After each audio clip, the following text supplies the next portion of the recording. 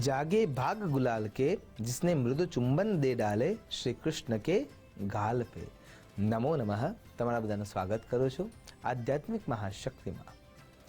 ગુલાલ જ્યારે ભગવાન શ્રી કૃષ્ણના ગાલ ઉપર પહોંચે છે અને એ વખતે જ્યારે ભક્તો આ દ્રશ્યને જોવે છે ત્યારે એમના મનમાં જે રંગોત્સવ ઉછળે છે એની કલ્પના કરવી અશક્ય છે, કેમ કે આ વસંતોત્સવ છે। પણ ખરા અર્થમાં જો વિચાર કરીએ તો આ ધૂળેટીનું જે પર્વ છે એની શરૂઆત ક્યાંથી થઈ?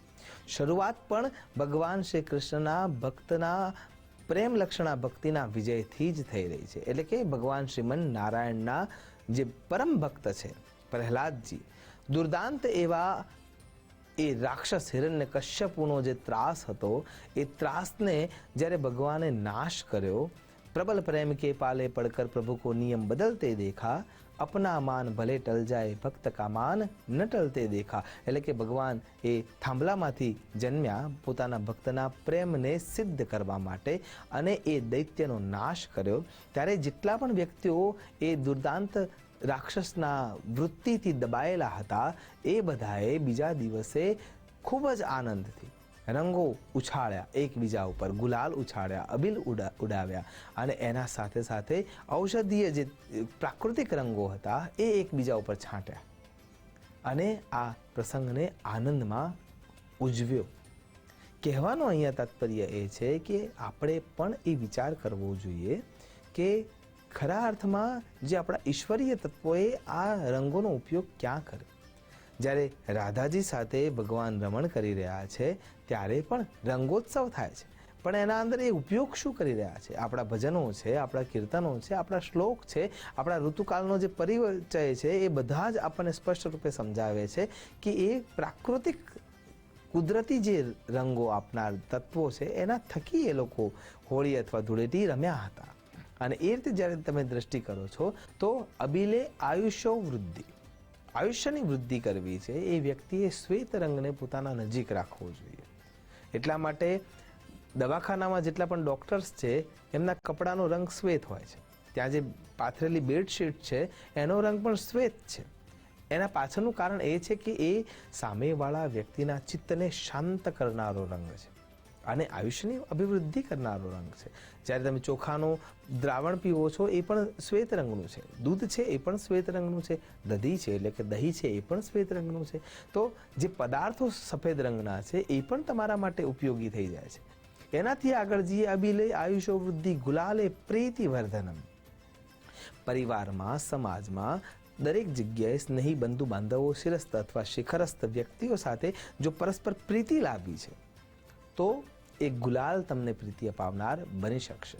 એનો જો વિચાર કરીએ તો આપણા ઘરે જ્યારે યોગ્ય પ્રસંગો આવે છે, લગ્ન જેવા ઉત્તમ દિવસો આવે છે ત્યારે આપણે લાલ રંગને વધારે પસંદ કરતા હોઈએ છીએ અને રોજ કુમકુમનો જે તિલક લગાવીએ છીએ એના પાછળનું કારણ પણ એ જ છે કે આપણું સૌભાગ્ય અભિવૃદ્ધિત થતું જાય।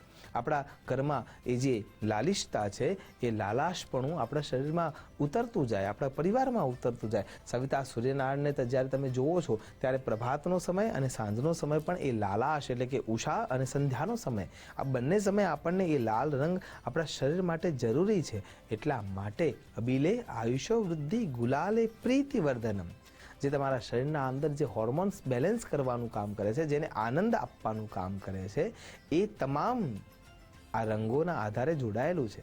એટલે જ્યારે ઘાસનો જે લીલો રંગ છે એના ઉપર તમે ચાલો છો ત્યારે એ તમારી આંખોને શુદ્ધતા આપનારું બની જાય છે અને એટલા માટે આ રંગોત્સવ ખરા અર્થમાં આપણા માટે કામનો છે। અને કેટલાક જાતની ઔષધિઓ જો ખાલી સ્પર્શ કરવામાં આવે તો પણ એ તમને લાભ આપનારી બની જતી હોય છે અને એ રીતે જો વિચાર કરીએ તો એ ઔષધિઓ પણ કેવી કામની છે આપણા માટે। તો એ પ્રમાણે જો કુવેશનું જે વનસ્પતિ છે એને જો તમે ભૂલથી હાથ અડાડી દેશો તો હાથમાં ખંજવાળ આવવાની શરૂઆત થશે અને એ જ જગ્યાએ જો નાની એવી કોઈ ઘાસ છે જેને તમે સ્પર્શ કરશો તો એના અંદરથી તમારા શરીરના અંદર એ ઉતરવાની શરૂઆત કરે જ છે। તો અબીલે આયુષ્યો વૃદ્ધિ ગુલાલે પ્રીતિ વર્ધનમ સિંદુરેણ સૌભાગ્ય વૃદ્ધિ। ત્રીજા નંબરનું જે રંગ રમવા માટેનું જે શ્રેષ્ઠ કલર છે એ સિંદુરી રંગ છે અને સિંદૂર થકી કરવાનો જે રંગ છે એ ખરા અર્થમાં શ્રેષ્ઠ રંગ છે. એના થકી તમે જો હોળી રમો છો, ધૂળેટીના આનંદ કરો છો, તો એ રંગ તમને લાભ આપનારો બની શકશે. અને સિંદૂર દ્વારા તમારા શરીર ઉપર જ્યારે ઉપટન થઈ રહ્યું છે, તમે એકબીજાને એનાથી રંગીયા રાખો છો અથવા રંગાયા કરો છો અથવા હોળી રમો છો, ધૂળેટી રમો છો, તે સમય આ ધૂળેટીના પર્વમાં જેમ કે બહેનો સિંદૂરનો સેથો પૂરે છે, તો એ આજ્ઞા ચક્રથી ઉપર જ્યારે સહસ્રદળની શરૂઆત થાય છે ત્યાં એ સેથો પૂરવાની વ્યવસ્થા છે. તો એનાથી એમના શરીરના અંદર ઘણા બધા પરિવર્તનો આવતા હોય છે. એ જ રીતે જ્યારે તમે વિચાર કરો ત્યારે આપણા શરીર ઉપર જ્યારે એ રંગ રંગાયેલો છે, હનુમાનજીને આપણે એ રંગ એટલા માટે આપીએ છીએ કેમ કે વીરતાનું પ્રતીક છે, એમ આપણા શરીરના અંદર પણ એ રંગની જરૂરિયાત છે. એટલા માટે સૌભાગ્યની અભિવૃદ્ધિ કરવી છે તો એ તમને લાભ આપી શકે છે. જેમ મેં હમણાં કહ્યું કે એક વનસ્પતિને સ્પર્શ કરો, જેમ કે લજામણી, તો લજામણીને જ્યારે તમે સ્પર્શ કરો છો તો એના પાન બીડાઈ જાય છે, એટલે કે જીવંત છે.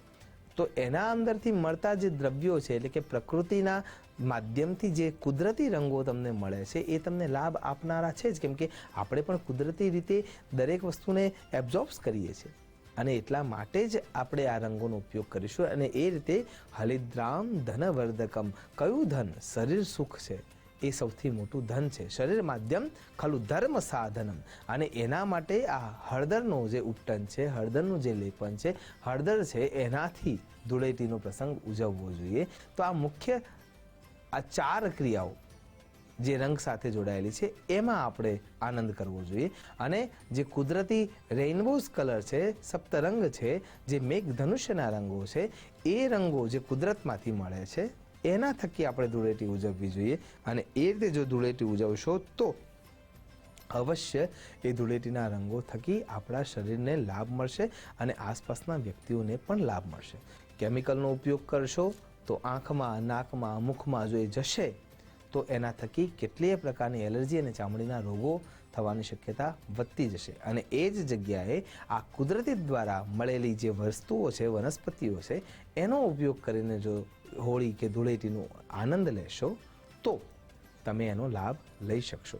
આશા કરું છું કે જેમ ભગવાન શ્રી કૃષ્ણએ ગોપીઓ સાથે આ કુદરતી રંગોથી જે રાસ રચ્યા, એ રાસ સાથે સાથે જે ધૂળેટી રમ્યા, રંગોત્સવ માણ્યો, પુષ્પોના રસને કાઢી અને એના થકી જે ધૂળેટીનો આનંદ લીધો, એ પ્રમાણે આપણે પણ સુયોગ્ય રીતે દેવ તત્વની અનુકંપાને પ્રાપ્ત કરવા માટે દેવોનું આચરણ કરીને ધૂળેટીનો પ્રસંગ ઉજવીએ અને એના થકી લાભાન્વિત થઈએ, એ જ અભ્યર્થના સાથે નમસ્કાર. અસ્તુ સદા. શિવોહમ. નમો નમઃ.